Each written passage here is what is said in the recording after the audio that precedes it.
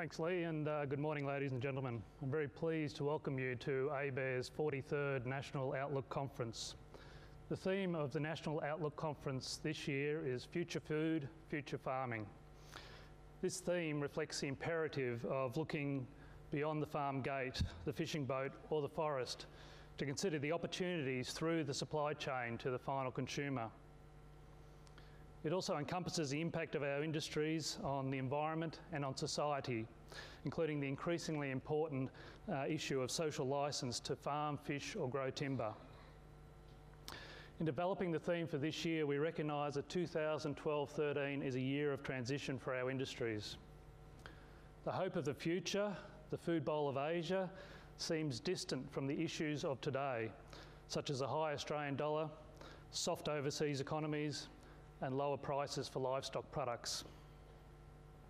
Moreover, the trade-off between economic growth, the environment, and community expectations has probably never been quite so stark as it is at present. Scarce resources and global competition makes this trade-off very real. How industries and policymakers respond to these challenges over the next few years will determine the future of our agriculture, fisheries and forestry industries. But let me first return to some of the challenges of today. I'll start by considering some of the key factors that underpin our outlook for the sector over the medium term to 2017-18. 10 years of relatively poor seasonal conditions for Eastern Australia has been followed by 2 years of recovery, with 2011-12 being a particularly strong year across the whole of Australia. In that year, the gross value of farm, fisheries and forestry production reached over $54 billion and exports were almost $41 billion. In 2012-13, we have seen a softening of returns, with the value of production falling back slightly to $51 billion and exports to $39 billion, although these remain pretty much on par with the averages of the past decade in real terms. The picture, as you know, has been a mixed one. We've seen high grain prices but lower production. At the same time, we've seen higher livestock production but lower prices. Over the medium term, we're expecting that the value of farm, fisheries and forestry production will fall slightly in real terms to about $50 billion. That's almost 4% lower than the average of the past decade. For exports, we're projecting them to ease to around about $37 billion, almost 6% lower than the last decade. Now, the key drivers for this rather subdued outlook are improved but moderate world economic growth, a continued strong Australian dollar, and strong competition on world markets from other suppliers. So I want to have a look at world economic growth first. World economic growth, particularly in the developed countries, has been weak in the last couple of years. OECD countries have had average growth of only around 1.5%, with around about the same expected for 2013. We're assuming some better performance over the medium term of over 2% a year, but this is dependent on foreign governments making sound economic decisions. For example, the US government may have delayed the fiscal cliff, but as we know from the last few days, still has significant budgetary and economic challenges to address. Likewise, in Europe, problems remain, despite some positive efforts to address them. This is reflected in the recent downgrading of the UK's credit rating, and also the uncertainty in Italy at the moment, which is the fourth largest economy in Europe. As we know, developing countries have been the driver for economic growth in the last few years, and that's increasingly being driven by their own domestic demand for goods. It is their internal demand for agriculture, fisheries and forestry products that will provide the best prospects for Australia going forward. We're assuming that growth for developing countries will average over 6% a year for the next 5 years. And of course, China also remains important, with Chinese growth of around 8% assumed a year over the medium term. However, when we look at this picture in aggregate, it probably only means that there will be moderate demand growth for our exports from overseas markets over the medium term. So let's turn to Australia now. For our country, broad economic reforms and transformations that have taken place in Australia, commencing in the 1980s, have placed Australia in a very strong position economically that we are today. Reductions in industry assistance, effective regulation, a focus on free trade, transparent government review processes, independent monetary policy and sound fiscal policy over successive governments have provided a long period of economic growth, low inflation, moderate interest rates and low unemployment. And no doubt the resources boom of the past decade has also been an important factor in this growth. In comparing Australia's performance with other developed countries, it is not surprising that the Australian dollar has been around parity with the US dollar for about 3 years now. We don't see strong evidence that the Australian dollar is going to drop much below this level over the medium term. The strength of the dollar will therefore continue to put pressure on our exporters going forward, as well as increasing competition from imports on the domestic market. This pressure is quite clear when we look at the terms of trade for farmers, which is the comparison between the price they receive for the goods they sell versus the price they pay for inputs into their production. What this shows is that despite some relatively favourable prices for food globally, that this has been offset for farmers by the high Australian dollar and high input prices.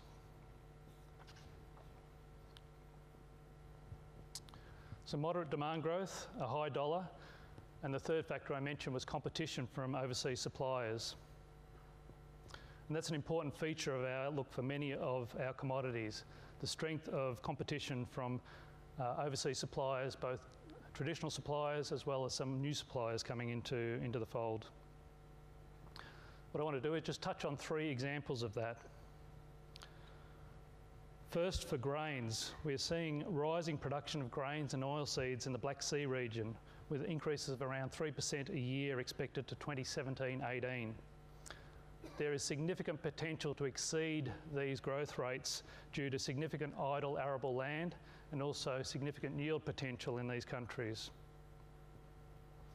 Grain and oilseed production is also tipped to rise in Latin America, with Brazil expected to exceed the US in soybean production and exports by 2017-18, and that will make it the largest exporter and producer of soybeans in the world.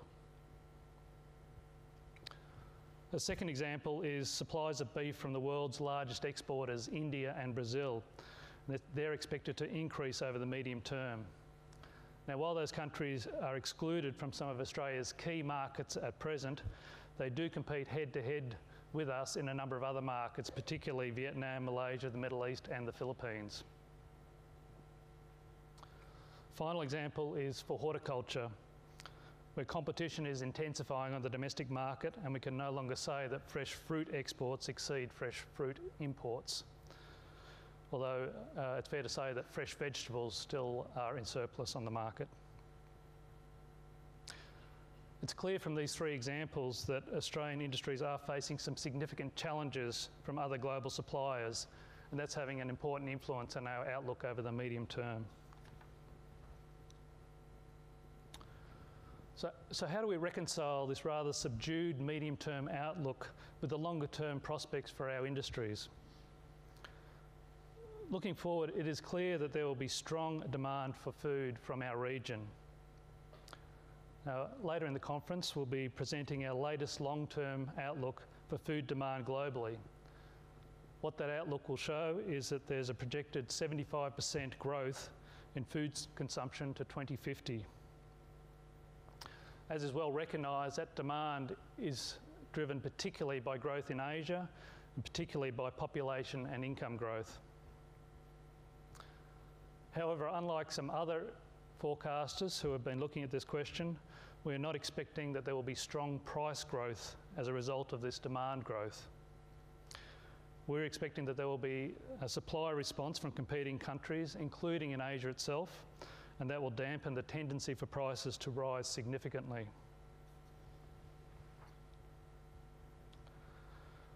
So in our view, if our agriculture, fishing and forestry industries are to grow in future, it will be it will be important that they base it on their ability to significantly improve their productivity growth going forward, but also to target the needs of those consumers in the Asian markets. That is, we believe that there is a transformational challenge for our industries. On productivity, Australia is now a high-cost producer with a high dollar to go with it. There is a need to improve productivity of our industries through continued investment in well-targeted research and development and through innovation. Our latest productivity estimates, which will also be presented later in the conference, are for broadacre agricultural productivity to show a decline in productivity growth in the past 15 years. While much of this decline in growth has been related to weather in the last few years, it is clear that our research has identified a turning point in productivity growth as far back as 1993-94, before that decade of weather conditions. Since then, broadacre productivity growth has slowed down to almost zero.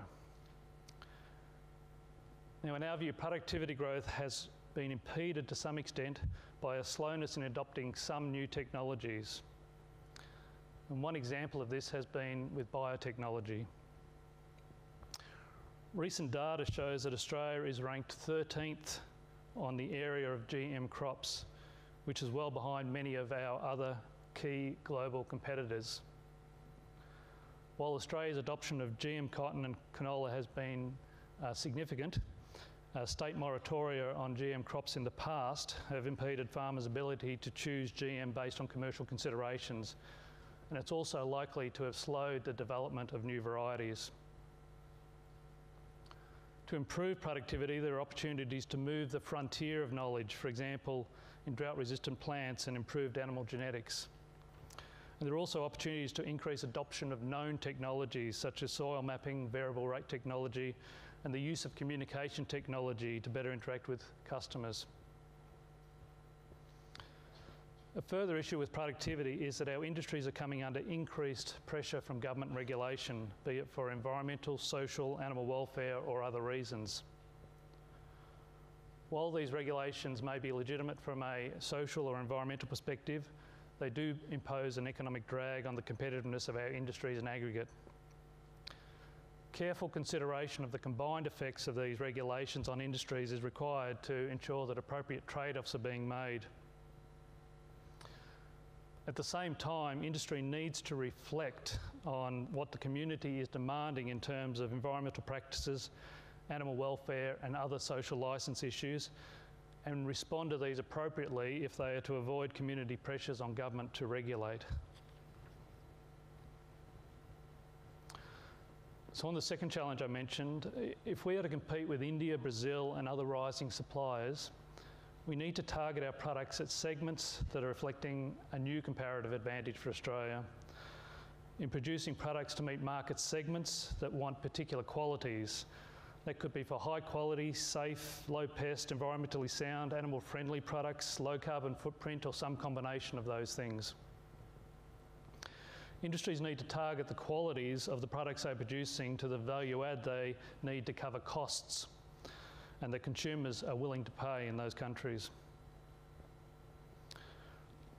There will also be a need to target more diversified markets. We're seeing at the moment that about 18% of our agriculture, fisheries and forestry exports are going to China, which is up from about 8% just a decade ago. A strong free trade agenda aimed at improving global access through reducing traditional but also technical barriers to trade will be important in diversifying those markets. Many of the markets will be in Asia, and in our view, serving the food and fibre to the middle classes of consumers of Asia provides our best prospects for the future. At the same time, we shouldn't be afraid of imports. Recent analysis by Professor Christopher Finlay of Adelaide University shows that, and I quote, "Having access to world-class inputs is critical to the competitiveness of export sectors, and this means continuing to reduce barriers to imports." So if industry is to succeed in these areas, what will it need to do? In our view, there will be strong domestic R&D efforts that are targeted to growth and productivity, as well as adapting overseas technologies to the Australian environment. There will be active innovation by industry, including increased use of technology and the latest advances in genetics. We expect that agriculture, fisheries and forestry production will become more intensive, which probably means more irrigation, more aquaculture and more plantations. We believe that increased investment is needed, and while some of this will come from within Australia, there is a requirement that industries embrace more foreign investment. And production will need to be more targeted to specific consumer demands. Now, I'm not leaving government out of the equation. We think there will also be a role for government here. In particular, there will be a need to increase efforts to ensure that we have access to a diverse range of markets and to better understand those markets. Government will need to continue to pursue sound economic policies to set the right economic environment, and that includes appropriate fiscal policy settings that encourage economic growth. Thirdly, government also has a role in providing information to support sound decision making and to correct information imbalances in the marketplace. It also has a role in education and training to ensure the skills are available. Regulation should be limited to those areas where there is clear market failure and where the benefits of that regulation clearly outweigh the costs. And finally, governments need to have a clear understanding of the trade-offs between economic growth, the environment, and social expectations, and aim for an effective balance between those three things.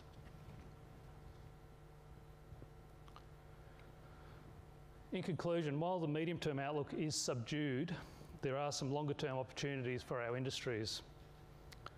Taking advantage of these opportunities will require transformational change that will enable our producers to compete more effectively. In a total supply sense, we can't produce enough to feed Asia, but in a quality sense, we can be a food bowl for higher paying consumers in the region. Thank you.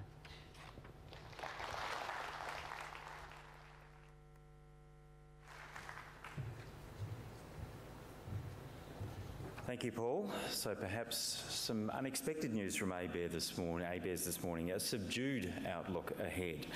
So does the commercial sector agree with the macroeconomic outlook and some of the predictions made by ABARES? What does the business sector think about the outlook for agriculture? Our second speaker in this session is Wim Bonstra, Chief Economist with Rabobank Nederland. Wim Bonstra is Chief Economist with Rabobank. He also teaches money and banking at VU University in Amsterdam. Mr. Bonstra has published numerous articles on banking, financial markets, international economics, business cycles and European integration. In 1990, he won a Special Merit Award in the American Express Award competition with an essay in which he launched a proposal for the common funding of public deficits in EMU.